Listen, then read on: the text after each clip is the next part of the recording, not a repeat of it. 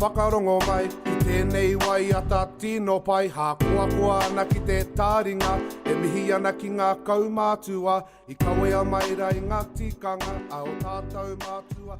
Uru kahika ki te ngahere, uru tangata ki te marae, uru kahika ki te nehe nui, uru tangata ki te he tikau. Kia ora. Ki te whare nohia nei e tātou, e mātou, e te mata o te arero. Tuatahi ake ko ngā whakaaro nui ki te whānau o matua paora mato. Ka tahi anō ka hinga no ngā pōtonu. O tira, ki ngā mate katoa o te wā, haere koutou, takahia atu te ara nui o te mate. Haere atu rā. Kia ora. Hoki mai ki a tātou te kanohi ora, tātou e noho nei. Koutou e whakarongo mai nā, tēnā tātou. Ko toia mai he manuhiri ki tā tātou punua pāhoi te rangi nei. No reira, e hoa, morena. Morena. Ai, morena ki a tātou. Tēnā kua whakamohi o tia mai ko ai koe nohe a koe. Okay, ka pai, tēnā koutou. Ko ai te reo nei, ko hōhua tēnei, heuri tēnei o ngā tihinirangi, ara he raukawa tēnei. Hoi anō ko hauraki te wāhi whakatupiria mai ai ahau. Ai, kona tāku. Tēnā koe. Tēnā koe hohua. O tira tēnā tātou i roto i ngā āhuatanga o te wā. Ko ata kuhu tātou ki te marama tuatahi o te maramataka Māori me ki. We're getting into the fetal phases, and anyone who's into maramataka knows that this is a time where you cannot see the marama. Wetahi o ngā kupu kōrero ko te pōhina pōuri. So basically a dark moon night. Well, no. Koe nei te wāhanga tuatahi ki ngā rōpū Māori o te whare wānanga nei. E hoa, he hato tūranga kei te hea anō rōpū koe. Hei, ka pai. Ko ai tetahi o nā tūmaki, I runei te puari o Te Kāuru. Ko Te Kāuru he rōpū tauira Māori no te pua wānanga ki te ao. E tautoko nei I nā tauira Māori o taua kurera. Kia ora. Kia ora. He hanga momo kaupapa ka whakahaere hia e Te Kāuru? Ka pai, he nui nā kaupapa mātou. Ko etahi o nā kaupapa mātou ko te whakanuihana o te rā māma. Ko ware au e te ware I tēnei wā. Te reo wānanga. Ai, te reo wānanga. Maua ko, nā maua ko teirau nei. I whakahaere e taua kaupapa. Ai. Te whina nui mai te maumahara. Maumahara. Ai, tika tonu. En ko etahi o nā kaupapa ka heke mai ko te haerenga ki te tai whakararo ki ngā puhi tonu. Hei te tai te tonu. Ka wehe mātou. Kia ora. Ai. So I runga anō I rā kaupapa o te Korero o ngā āhuatanga o te whakahaere hia. He krai he reo mō ngā tauira. Ka kuhu atu tātou ki ngā kaupapa motuhake o tō tātou punua pāho. Ara ko te wete reo me te kupu hau. Nō rere kei a koe he kupu hau e hoa heha tērā. Ai, tika tonu, uwe. Ko tāku kupu hau, ko te uru paunamu. Uru paunamu he kupu anō mo te pātai. Ai, nō rere, ki te ki atu koe, he ato uru paunamu, kei te ki koe, he ato pātai. He ato uru paunamu. It's kind of like gems, ne? Uru paunamu, like, what are your... Mara paunamu. Yeah, kind of whera I te kai oroto pia, nā kai au. Yeah, yes. Pātai nei. Yeah. Oh, rawe. Uru paunamu, tēnā koe, tēnā kupu. Me te uru pare, koera te whakautu. Yeah, ko te uru paunamu, ko te pātai, ko te uru pare, ko te whakautu. Yeah. Oh, how te uru pare ki tērā uru paunamu. Wow, karau te paku mōhio, hoi anō hei tā me kaere. Nā taua kupu I A.K.A. Timoti. Ai, te Timoti o Raukawa. Timoti o tō tātou reanga. Ai. Oh, kia ora, tēnā koe. Hoi anō ko tā tātou kaupapa wete reo ko ngā tohu tō tonu. So ki roto I a tainui, kāre rātou e tino whakamahi ana ngā tohuto, engari ka rua ke ngā vowels, ne? So in place of tohuto here in tainui, they default to the double vowels, but these things we have to be careful about when using tohuto or double vowels, like I'm thinking of whakaaro, which does not have a tohuto, but it's a double vowel. So I think it's kind of a compound word where it's comprised of both whaka and aro, which are two separate words, and they're just amalgamated to create whakaaro, much like manaaki, which is a double vowel as opposed to a tohuto. Yeah, and there are a lot of confusions about some words and how they're pronounced and whether or not they have a tohuto. My advice is, whakamahia te papakupu. Tōna tikanga he tika rā te whakatakoto o ngā kupu I te papakupu. Kupu like hapori. It's not hapori. Rōpū. Koera te tehi o nā kupu. Tino whakararu katoa ana I au. Te rōpū tonu. I think he tohuto or double vowel, depending on which you are using, but stay consistent. He rōpū. So there's a tohuto on both the o and the u. But if you're going to use tohuto on both the o and the u. Don't do a double vowel on the o and then tohuto the u, or tohuto the o and then double vowel the u. Stick to either tohuto or choose one, double girl. vowel. Don't do both. Yeah. And it's Te Kāuru, not Te Kāuru. Yeah. Kia tika te reo e taima. Kia tika te reo e taima. Pōuri, this is another one. It's not pōuri. Pōuri. Bueno, he tino rere ke kia te au pauri mā. Kura tā rātou whakahuahana o te kupu pōuri, ko te pauri tonu. Pauri tonu. Waino he tohuto I runi I te o. He mea na hau kia au. Yeah. Ko tā mataia kōrero hi ana ko te mena rā. So e ai ki te papakupu he me nā. Engari me he mea ka pititia he rā, mena rā. So these are some of those things that you just, as you become better at speaking te reo Māori, ka ta whangai hia te Māori o te reo Māori ki roto I a koe. Some of these things just come naturally, and when you're in mid-flow, it just comes out how it does. Well, no, kia kuhu atu tātou ki tā tātou rōpū o te Kāuru, ko mea atu nei hōhua, Josh, ko rātou te rōpū tauira o FMIS, o te pua wānanga hi te ao. Nō reira, heha e tahi pea ua-uatanga o te whakahaere I tēnei rōpū. Ka mutu I te noho hei rōpū whirinaki atu mā ngā kaiako o te pua wānanga ki te ao. Pātai pai tērā. Uru paunamu pai tērā.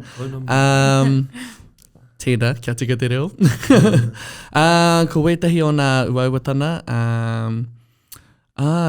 Kia kotahi nā whakaaro I wainganui nā mema. Oruni o te puare tonu. That's just one of the major things that as a new rōpū being established from last year, trying to find our feet still within the university context. I think it just as any rōpū has to kind of overcome is just collectively creating one vision, one whakaaro between the members. Putting, I guess, egos aside and what you think is best and creating a kaupapa that's best for everybody.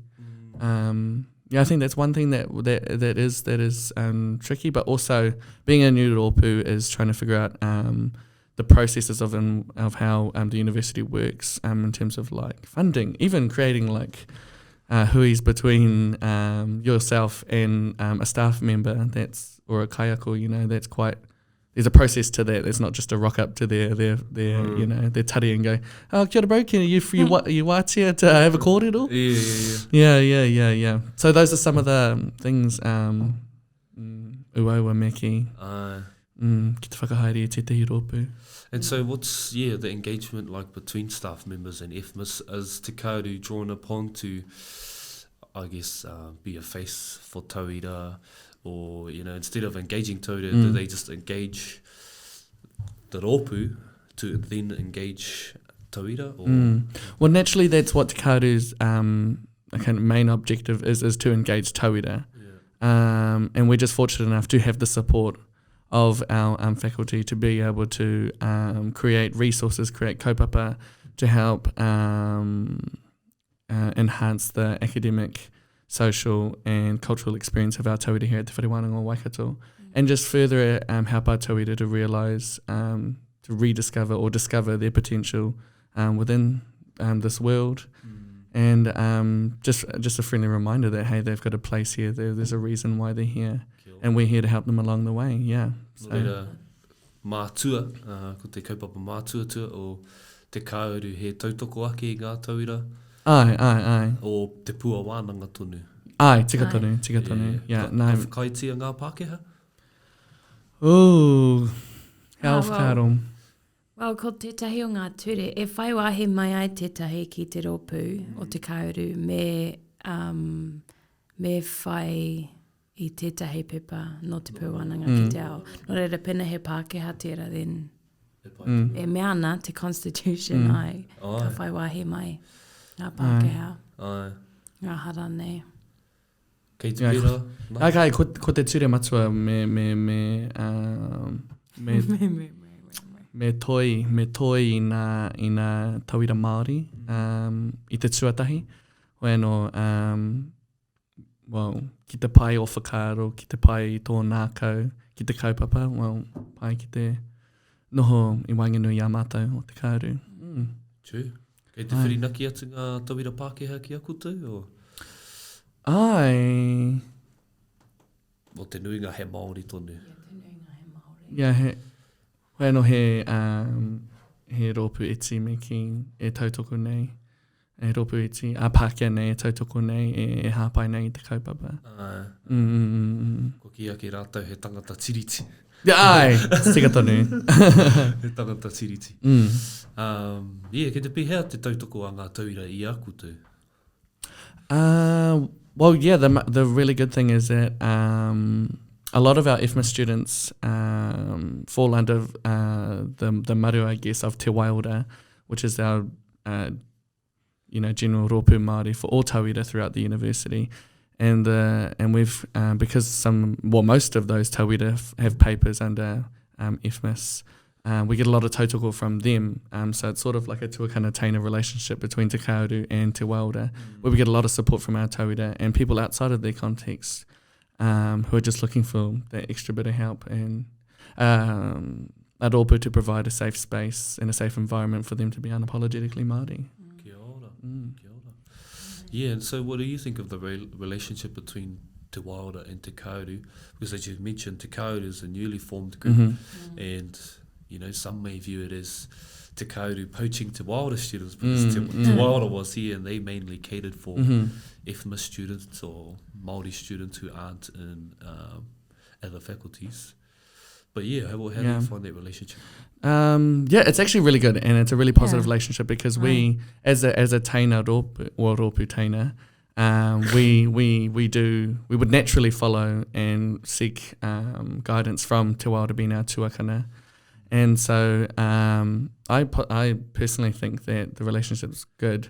And the differences between us is that we cater for specifically IFMA students, whereas the reach for Te Wailda is all as broad and all Māori students throughout throughout the wharewananga context. So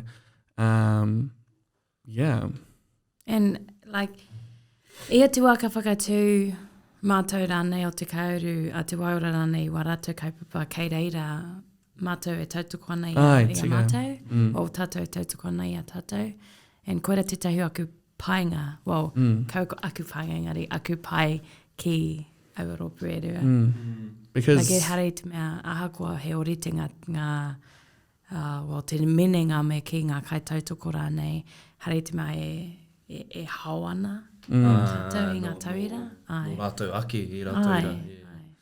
Yeah, because I think, we all come from those who helped establish and those who are still currently on the board, and for Te Kāuru came from Te Waura, and the need for Te Kāuru was looking specifically at providing those Māori students in FMIS who don't quite feel as if maybe Te Waura represents maybe who they are and the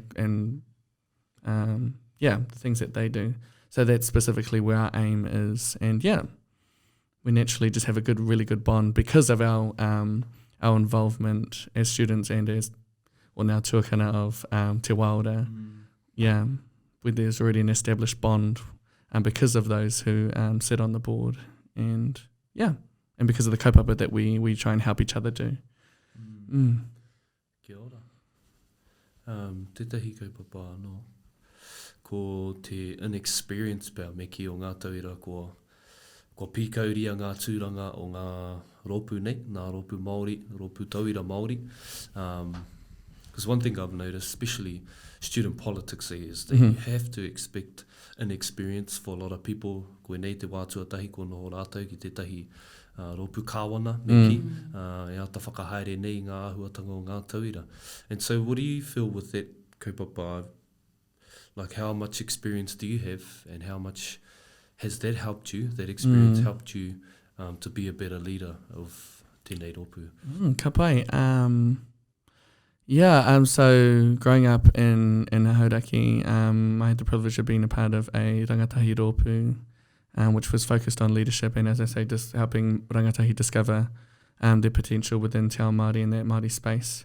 And going through that through 5 years of my life, and then now standing as the as one of the kautumuaki for that board, and there is some there's some experience in that, and a lot of the community work that has enabled me to pursue those leadership capabilities, such as organisation, creating dialogue and professional and appropriate dialogue between organisations, professional personnel, I guess.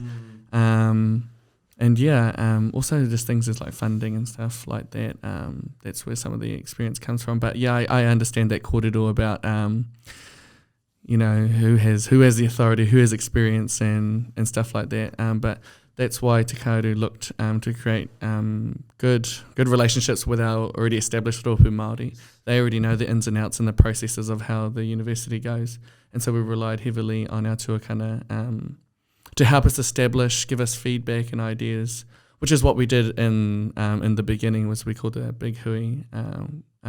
What Luke did actually, to establish a rōpū like this. And so we had feedback from the different sectors and the different kura coming in of how this rōpū should run. So we've always had from the outset input from our different rōpū Māori and our different tauira from different sectors of the whare wānanga. So experience not comes only from ourselves on the board, but from the help and support that we receive from our tuakana on the already established Māori boards. Yeah. And what I like to think of our rōpū Māori is like their own hapu entities, or you know what exactly, I mean? Yeah. Because I think toko ono ngā rōpū Māori o te whare wānanga nei, and te nuinga e hāngai ana ki etahi o ngā faculties o te whare wānanga nei. So etahi e tohe nei, ke a rātou o rātou ake, mana motu ake, kāre whirinaki atu ki rōpū ke atu, engari ka whakahaere hia o rātou ake kaupapa, i runga anō i tō rātou nā, I guess mana motu hake, o tō rātou hapu.